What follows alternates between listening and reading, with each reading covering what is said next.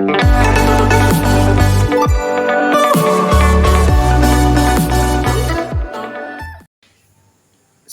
dan selamat hari Minggu.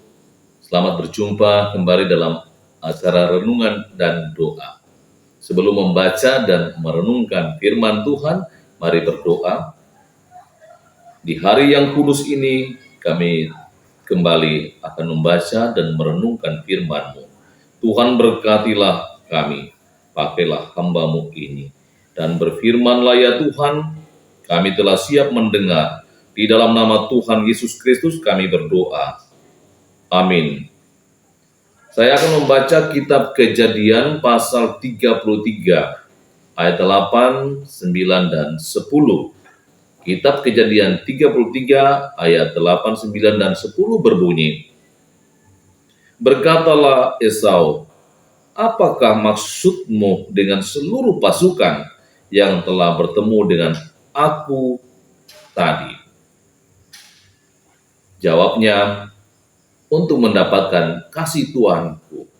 Tetapi kata Esau, aku mempunyai banyak adikku, peganglah apa yang ada padamu.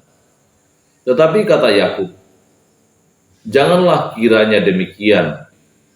Jikalau aku telah mendapat kasih-Mu, terimalah persembahanku ini dari tanganku, karena memang melihat muka-Mu adalah bagiku serasa melihat wajah Allah, dan Engkau pun berkenan menyambut aku.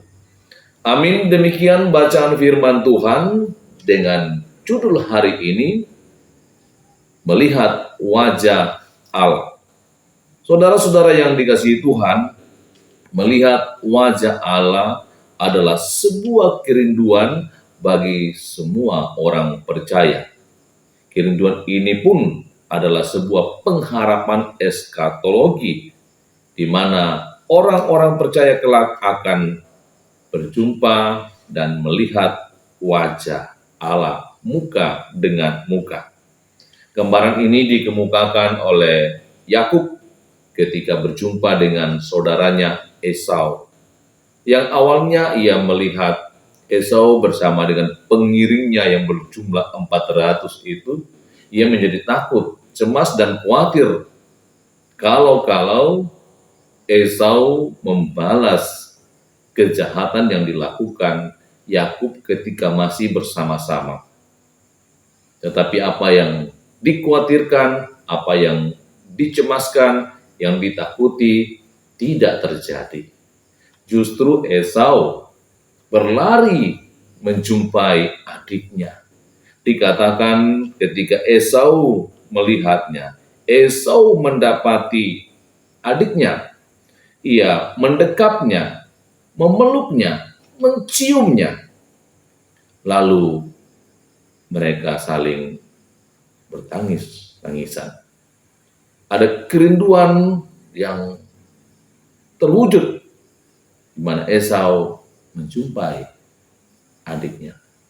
Saudara bersaudara yang saling merindukan. Di sini Yakub mendapat kasih dari saudaranya, yaitu Esau.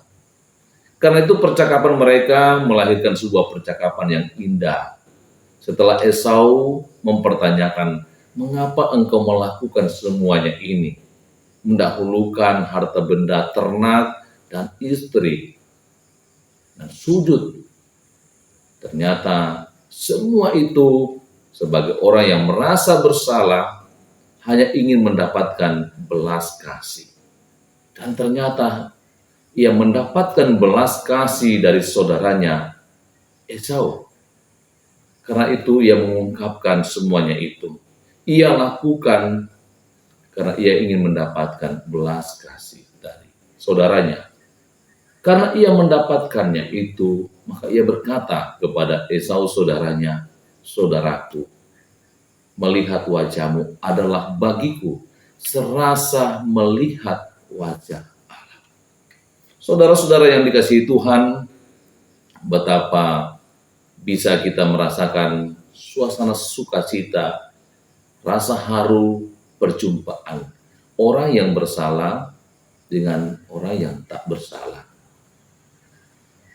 Allah terungkap di sini yang dikatakan dalam gaya bahasa metafora oleh Yakub, melihat saudaranya serasa melihat wajah Allah. Alasannya sederhana, yaitu karena pada saudaranya ada kasih. Begitu pula dengan kita ini yang berdosa, yang takut menghampiri hadirat Allah. Dan tidak mungkin bagi kita menghampiri yang kudus, tetapi Allah menjumpai kita dengan caranya, yaitu mengutus putra tunggalnya, Yesus Kristus. Dengan menjumpai manusia yang berdosa, merangkul dan menebusnya. Pelajaran yang sangat berarti bagi kita, supaya kita itu juga merangkul mereka yang bersalah, yang mau datang kepada kita. Bukan sebaliknya, mencari-cari kesalahan orang lain dan cenderung untuk menghakimi dan menghukum. Sebagai orang percaya, teladanilah apa yang dilakukan Allah di dalam Yesus Kristus. Teladanilah peristiwa antara Esau dan Yakub. Ketika kita mengasihi, ketika kita mengampuni, ketika kita mau merangkul mereka yang bersalah dan lemah, bagi mereka yang mengalami itu akan mengatakan, melihat wajahmu, serasa melihat wajah Allah. Amin. Mari berdoa. Tuhan, kami bersyukur atas firman-Mu yang terus mengajarkan kami, agar kami ini mau mengasihi, mengampuni orang yang pernah menyakiti, bersalah kepada kami. Sebagaimana Allah telah mengampuni dosa manusia dan mau memanggilnya pulang, merangkulnya, menyelamatkan. Sehingga setiap orang yang menyatakan cinta kasih Allah bagi orang-orang yang mendapatkan cinta itu, melihat mereka serasa melihat wajah Allah. Kami bersyukur atas kehidupan yang Tuhan anugerahkan bagi kami, berkat-berkat dan juga pemulihan bagi beberapa saudara kami yang sakit.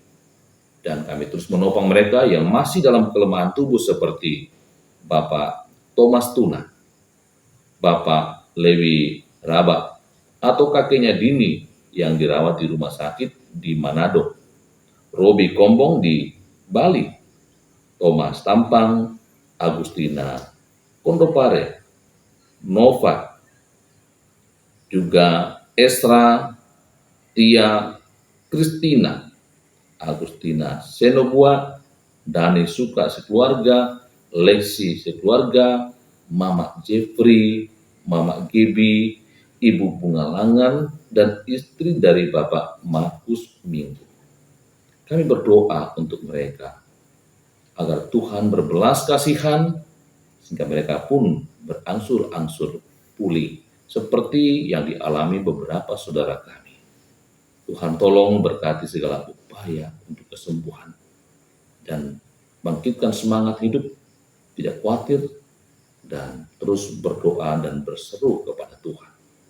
Kami berdoa untuk sahabat hamba-Mu Tuhan, Rika yang dirawat di rumah sakit Siloam, juga untuk Mama Aldi.